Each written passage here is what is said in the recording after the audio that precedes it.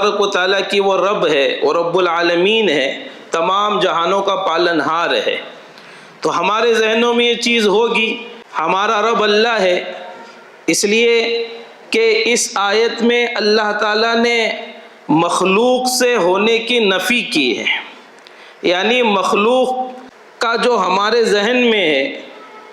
کہ دنیا سے ہوگا، دنیا کی چیزوں سے ہوگا، فلاں سے ہوگا، ہمارے صلاحیتوں سے ہوگا، ہماری استعدادوں سے ہوگا، بلکہ اللہ تعالیٰ نے یہ مخلوق کی تمام جڑوں کو اس میں کاٹ دیا ہے کہ تمہارا رب وہ اللہ ہے، کہ وہی تمہاری ضرورتوں کا پورا کرنے والا ہے، وہی تمہاری حاجتوں کا پورا کرنے والا ہے، اور وہی رب العالمین ہے۔ انسانوں کا بھی رب ہے، جناتوں کا بھی رب ہے، فرشتوں کا بھی رب ہے، جانوروں کا بھی رب ہے، پرندوں کا بھی رب ہے۔ جتنی مخلوق اللہ نے بنائی ہے وہ سب کی سب وہ اللہ کی محتاج ہے، ہاں، اللہ کسی کے محتاج نہیں ہے۔ اسی لیے قرآن پاک کی دوسری آیتوں میں اللہ تعالیٰ نے ہماری محتاجگی کو بیان کیا ہے، انتم الفقراء، کہ اللہ کہہ رہے ہیں کہ تم تو محتاج ہو، فقیر ہو، ہاں۔ اس لیے کہ ہمارے سمجھ میں آتا ہے کہ کوئی بڑا ہے تو ہم سمجھتے ہیں کہ بہت اس کے پاس مال ہے اور سہولتیں ہیں، بلکہ جتنا جو دنیا کا پیسہ جمایا ہے وہ اتنا بڑا وہ محتاج ہے۔ تمہاری ضرورتیں 100 میں پوری ہو رہی ہیں، تم 100 کے محتاج ہو، تم 1000 کے محتاج ہو، تم لاکھ کے محتاج ہو، تم جو ہے کروڑوں کے محتاج ہو۔ جتنا بڑا دنیا کا ضرورت مند ہوگا وہ اتنا بڑا اللہ کی نگاہوں میں فقیر ہوگا۔ تو اللہ تعالیٰ تو غنی ہے، اللہ بے نیاز ہیں، اور ہم فقیر ہیں، اور فقیر کا تقاضا ہے کہ وہ ہمیشہ وہ عاجزی کے ساتھ رہے گا۔ جیسے کوئی جو ہے مانگنے کے لیے آ جاتا ہے، تو اب مانگنے کے لیے کوئی آ رہا ہے تو اس کا تقاضا ہے کہ وہ عاجزی کے ساتھ مانگتا ہے، اور بہت تصنع اور بہت اپنے آپ کو بنا کر اپنی عاجزی کو ظاہر کر کے، حالانکہ ضرورت اتنی ہوتی نہیں ہے لیکن اتنی ظاہر کرتا ہے۔ اگر کوئی آ کر اکڑ کر مانگے، ارے بھائی 100 روپے دے دو، تکبر سے مانگے تو کوئی دیں گے بھائی؟ بلکہ انکار کر دیں گے، ہٹا دیں گے، ڈانٹ دیں گے۔ تو فقیر کا تقاضا یہ ہے، محتاج کا تقاضا یہ ہے کہ وہ عاجز ہوگا۔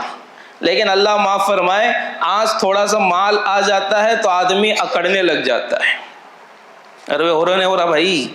ہاں، کہ آدمی اکڑتا ہے، اسے کوئی نظر نہیں آتا، ہر ایک کو پہلے سلام کرتا تھا، اب مال آ گیا سلام کرنے کے لیے تیار نہیں ہے، دوسروں کو دیکھنے کے لیے تیار نہیں، گاڑی میں بیٹھ گیا تو اب کوئی غریب اسے نظر نہیں آ رہا ہے۔ اسی لیے کہتے ہیں کہ اپنی حیثیت کو نہیں بھولنا چاہیے۔ اللہ نے ہمیں مال دیا ہے، یہ مال اکڑ کے لیے نہیں ہے، یہ مال اپنے تکبر کو ظاہر کرنے کے لیے نہیں ہے، بلکہ اللہ نے کچھ دیا ہے، لیکن بندے کا تقاضا یہ ہے کہ وہ عاجزی کے ساتھ زندگی گزارے، اپنے آپ کو عاجز سمجھے، محتاج سمجھے کہ اللہ نے مجھے نعمت دی ہے، لیکن اس نعمت سے میں اپنی آخرت بناؤں گا، میں آخرت برباد نہیں کروں گا۔ اس لیے حدیث میں فرمایا، جس کے دل میں رائی کے دانے کے برابر تکبر ہوگا، گھمنڈ ہوگا، وہ جنت کی خوشبو بھی نہیں سونگھے گا، ہاں، اللہ اسے جنت کی نعمتوں سے محروم کر دیں گے۔ اس لیے حضرت ابوبکر صدیق رضی اللہ تعالیٰ عنہ کا قول ہے، فرمایا، اے بندے، اے انسان، تجھے جو ہے اکڑنے کا، گھمنڈ کا، تکبر کرنے کا حق ہی کیا ہے کہ جب تو دنیا میں 2 ناپاک نالیوں سے دنیا میں پیدا ہوا ہے، ایک باپ کے شرمگاہ سے ماں کے رحم میں منتقل ہوا، اور ماں کے ذریعے سے وہ دنیا میں تو آیا ہے، تو دنیا میں تو آیا ہے وہ ناپاک راستوں سے آیا ہے، پھر تجھے تکبر کا کیا حق ہے؟ ہم کس کی بنیاد پر تکبر کرتے ہیں؟ ہاں، تو ہم تو فقیر ہیں، ہم محتاج ہیں، کہ بندے کو بندگی کی یہ علامت ہے کہ وہ محتاج بن کر اللہ کے سامنے رہے، مال کی بنیاد پر اکڑے نہیں، عہدے کی بنیاد پر اکڑے نہیں، بلکہ یہ اکڑ یہ دنیا اور آخرت میں پکڑ کا سبب بن جائے گی۔ تو اللہ کے سامنے بندہ بن کر زندگی گزارے۔ کہ اپنی بندگی کو ظاہر کرے، چاہے دنیا میں جس حیثیت میں بھی اللہ نے رکھا ہو، لیکن یہ مال، یہ دولت، یہ اکڑ کا سبب نہ بنے، ورنہ ہمارے لیے محرومی ہوگی، ہمارے لیے پکڑ ہوگی، جنت سے دوری کا سبب بن جائے گی۔ تو اس لیے ہمارا رب تو اللہ ہے، ہمیں تو اللہ نے رزق دیا ہے، اللہ نے مال دیا ہے، اللہ ہماری ضرورتوں کو پورا کر رہا ہے، ہر ایک کی اللہ ضرورت پورا کر رہا ہے، تو وہ ہمارا حقیقی رب ہے، پالنہار ہے۔ بتدریج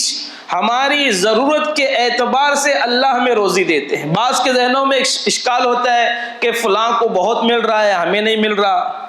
دیکھو یہ جو چیزیں ہیں بہت ساری خیر سے محروم کر دیتے ہیں۔ ارے بھائی، بنانے والے کو معلوم ہے کہ ہمارے لیے کیا ضروری ہے، ہمیں کتنا دینا ہے، ہمارے لیے کیا روزی کا نظام کرنا ہے۔ ایسا نہیں کہ اللہ تعالیٰ ہمارے لیے وہ جو ہے حکمت کے ذریعے سے اللہ ہمارے لیے روزی کے فیصلے کرتے ہیں۔ کسے دینا ہے اللہ دے کر بھی آزماتے ہیں، اللہ کسی کا چھین کر بھی آزماتے ہیں۔ اللہ تبارک و تعالیٰ تو بندوں کے حالتوں کو آزماتے رہتے ہیں، اس لیے کہتے ہیں کہ یہ تو دنیا دارالامتحان ہے، یہ امتحان کی جگہ ہے۔ اللہ تعالیٰ آزمائش لیتے رہتے ہیں، تو بندہ تو چاہیے کہ اللہ کے امتحانات میں، آزمائشوں میں وہ پورا اترے۔ تو یہ آیت میں اللہ نے یہ مضمون بیان کیا، رب العالمین، تمام عالم کا رب وہ اللہ ہے، ہر ایک کو اللہ روزی دے رہے ہیں۔ تو اس لیے ہمیں یہ یقین دل میں لانا ہے کہ جب ہمارا رب اللہ ہے، روزی دینے والا ہے، یہ یقین کے ساتھ اگر ہم زندگی گزاریں گے، جیسے مخلوق، حدیث پاک میں آتا ہے کہ اللہ کے رسول علیہ السلام نے فرمایا کہ جس طرح پرندے اللہ پر توکل کرتے ہیں، اس طرح تم توکل کرو کہ پرندے صبح جو ہے خالی پیٹ اپنے گھونسلوں سے نکلتے ہیں اور شام کو بھرے پیٹ اپنے گھر آتے ہیں۔ اگر پرندوں کے کوئی بزنس ہے، کوئی کاروبار ہے، جنگل میں بڑے بڑے جانور ہیں، اللہ انہیں روزی پہنچا رہے ہیں، سمندر میں بڑی مچھلیاں ہیں، اور ایسی مچھلیاں ہیں کہ ہماری زندگی بھر کی کمائی ان کا ایک لقمہ بن جاتی ہے، اللہ انہیں روزی دے رہے ہیں۔ تو سمندری مخلوق کو، جنگلی مخلوق کو، بحری مخلوق کو، بری مخلوق کو، ہر ایک کو اللہ کھلا رہے ہیں۔ جب اللہ نے ہمیں اشرف المخلوقات بنایا ہے تو کیا اللہ ہماری روزی کا نظام نہیں کریں گے؟ ہاں، تو اللہ تو ہماری روزی کا نظام، جیسے ہی ہم اپنے ماں کے پیٹ میں آ رہے ہیں اللہ ہماری روزی کا نظام بنا رہے ہیں۔ جب بچہ ماں کے رحم میں استقرار پاتا ہے،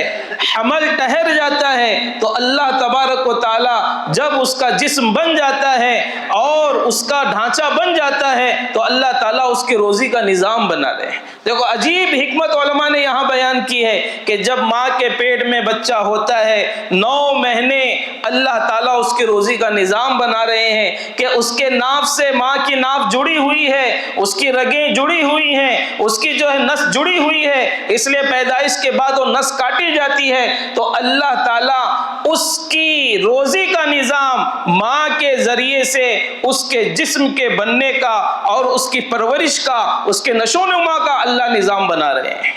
ہاں، تو اب وہ جو بچہ پیٹ میں 9 مہینے بڑھتا ہے اور وہ نشو و نما پاتا ہے،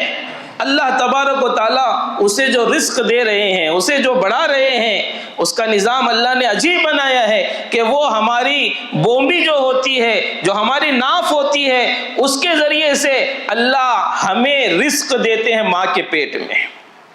تو علماء نے یہاں ایک نقطہ بیان کیا ہے کہ اللہ تعالیٰ چاہتے تو ہمارے منہ سے بھی نظام کر دیتے تھے، لیکن وہ پیٹ میں گندے خون کے ذریعے سے اللہ تعالیٰ ہمارے نشو و نما کا نظام بنا رہے ہیں۔ اللہ یہ چاہتے ہیں کہ بندے کی زبان ہم اس کے ماں کے پیٹ میں بھی گندا کرنا نہیں چاہتے، تاکہ یہ دنیا میں آ کر ہماری تعریف اور حمد بیان کرے۔ میرے بھائیو، جس اللہ نے ہماری زبانوں کو ماؤں کے پیٹوں میں گندا نہیں کیا، آج ہم اپنی زبانوں کو گالیوں سے گندا کر رہے ہیں، آج ہم اپنی زبانوں کو غیبتوں سے گندا کر رہے ہیں، آج ہم اپنی زبانوں کو وہ ایک دوسرے پر طعن و تشنی سے، طعنہ دینے سے گندا کر رہے ہیں۔ اللہ نے ماں کے پیٹ میں ہماری زبان کی حفاظت کی ہے، لیکن ہم دنیا میں آ کر اس زبان سے اللہ کی تعریف بیان نہیں کر رہے، اللہ کی بڑائی بیان نہیں کر رہے، اللہ کی حمد بیان نہیں کر رہے، اپنے رب کو رب نہیں مان رہے۔ اسی لیے حدیث میں فرمایا کہ زبان کے ذریعے سے کئی لوگ جہنم میں جائیں گے۔ ہاں، کہ اپنی زبان،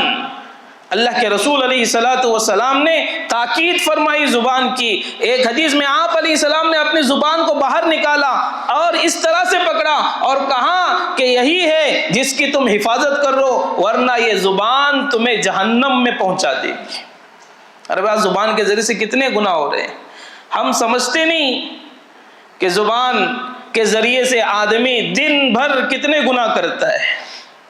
ہمیں احساس بھی نہیں ہوتا۔ کتنے لوگوں کا ہم دل توڑتے ہیں، ماں باپ کو برا بھلا کہتے ہیں، بلکہ تھوڑی تھوڑی چیزوں میں، بلکہ قرآن میں اللہ کہہ رہے لفظ اف سے بھی والدین کو منع فرمایا کہ اپنی ماں باپ کو اف تک نہ کہو۔ کیا تک نہ کہو بھائی؟ ہاں، اس لیے کہ 9 مہینے کا زمانہ وہ والدہ برداشت کر کے تجھے دنیا میں آنے کا سبب تیرا بنی ہے، اس کا حق اللہ یہ بیان کر رہے ہیں کہ اپنے والدہ کو، اپنے والدین کو اف تک نہ کہو، اپنے والد کو اف تک نہ کہو۔ اف کا مطلب ہماری زبان میں ہے کہ ہمارے معاشرے میں کوئی باپ کہہ دے، کوئی ماں کہہ دے تو ہمارے بچے کہتے ہیں، کیا کہتے ہیں بھائی؟ چھوڑو امی۔ یعنی زبان سے جو یہ جملہ نکال رہے ہیں کا، یہ جملہ بھی اف میں داخل ہے کہ ہم ایسا لفظ بھی اپنے والدین کو نہ کہیں۔ تو آج ہمارے معاشرے میں والدین کے حقوق کے تعلق سے کتنی غفلت ہو رہی ہے، اس لیے کہ ہم نے جب رب کو رب نہیں مانا، جس کی بنیاد پر ہمارے جو دنیا میں آنے کے، پرورش کے اور ہمارے لیے جو والدین سبب بنے ہیں، ان کے حقوق کی بھی ہماری پرواہ ہم نہیں کر رہے، بلکہ قرآن میں اللہ کہہ رہے ہیں رب ارحمہما کما ربیانی صغیرا، کہ تم اپنے والدین کے لیے دعا کرو، اے اللہ ان دونوں پر رحم فرما جیسا انہوں نے میرے بچپنے میں مجھ پر رحم کیا ہے، کہ مجھے پالا ہے، بڑا کیا ہے، میری ضرورتوں کو پورا کیا ہے، اپنے حاجتوں کو دبایا ہے، ہر اعتبار سے میری فکر کی ہے۔ لیکن میرے بھائیوں، آج مسلمان معاشرہ، ہمارے ماحول میں والدین کی حقوق تلفیاں کی جا رہی ہیں، حقوق کو پامال کیا جا رہا ہے۔ کئی ایسے گھر ہیں جس میں والدین کی آہیں اللہ کے عرش کو پہنچ رہی ہیں کہ بچے اتنے تکلیف دے رہے ہیں کہ سننے میں آتا ہے کہ مرتے ہوئے والدہ کہہ رہی ہے کہ میرے بچوں کا پیسوں سے میرا کفن نہ دینا، گلی والوں کے پیسے جمع کر لینا، لیکن میرے بچوں کے پیسوں سے میرا کفن نہ دینا۔ میرے بھائیوں، یہ معاشرہ ہو رہا ہے، یہ کوئی مغربی معاشرہ نہیں ہے، یہ ہمارے مسلمان گھرانوں کا حال میں بتا رہا ہوں کہ اسی لیے آپ کو پیدا کیا، اسی لیے تکلیفیں اٹھائی نہیں، بلکہ اللہ کے رسول علیہ الصلوۃ والسلام نے حقوق بتائے ہیں کہ باپ کیا ہے، باپ کا کیا مقام ہے، باپ جنت کا بہترین دروازہ ہے، ماں کے قدموں کے نیچے جنت ہے۔ یہ حقوق پورا کرنے کی جگہ اللہ نے دنیا میں دی ہے۔ تو حدیث میں اللہ کے رسول علیہ الصلوۃ والسلام نے ماں باپ کے حقوق کی تاکید کی ہے۔ ہاں، تو وہ دنیا میں آنے کا سبب ہمارے بنے ہیں۔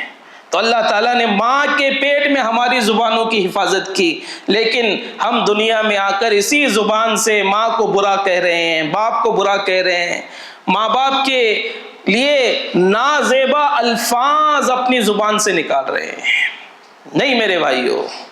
بلکہ ہمیں تعلیم دی گئی ہے، ہمیں اچھا بننے کی تعلیم دی گئی ہے، ہمیں حقوق کے ادا کرنے کی تعلیم دی گئی ہے۔ یہ قرآن کی تعلیم اسی لیے ہے، یہ قرآن کی تفسیریں اسی لیے ہیں، یہ قرآن کے احکام اسی لیے ہیں، اس میں ہر ایک کا حق بیان کیا گیا ہے، حقوق اللہ کو بھی بیان کیا، حقوق العباد کو بھی بیان کیا کہ کیا کیا حقوق ہمارے لیے۔ تو رب العالمین وہ تمام جہانوں کا رب ہے، پالنہار ہے، تو اس لیے یہاں پر بنیادی بات یہ سمجھ لیں کہ ہر ایک کی نفی یہاں پر کی گئی ہے کہ مخلوق ہماری ضرورتیں پورا کرنے والی نہیں ہے، ہماری ضرورت تو پورا کرنے والا اللہ ہے۔ کون ہے بھائی؟ ہاں، تو ہم اس کو رب سمجھیں، اور حقیقی اعتبار سے دل میں یقین کے ساتھ جب یہ دل میں بات اترے گی تو ہمیں جو ہے وہ دنیا میں آدمی پریشان نہیں ہوگا۔ اسے یقین ہے کہ میری ضرورت تو پورا کرنے والا میری اللہ ہے، مخلوق ضرورت پورا کرنے والی نہیں، وہ بھی محتاج ہے، ہم محتاج ہیں، وہ بھی محتاج ہے، دنیا کی ہر مخلوق محتاج ہے، اور محتاج جو ذات نہیں ہے وہ اللہ کی ذات ہے۔ ہم تو فقیر ہیں، محتاج ہیں۔ ہاں، تو یہ رب العالمین تو اللہ تعالیٰ پورے جہانوں کا رب، تو اس کے لیے تعریف ہے۔ الحمدللہ، تمام تعریفیں اللہ کے لیے ہیں۔ وہ کون ہیں؟ وہ اس لیے رب العالمین، وہ تمام جہانوں کا رب ہے، تمام جہانوں کا پالنہار ہے۔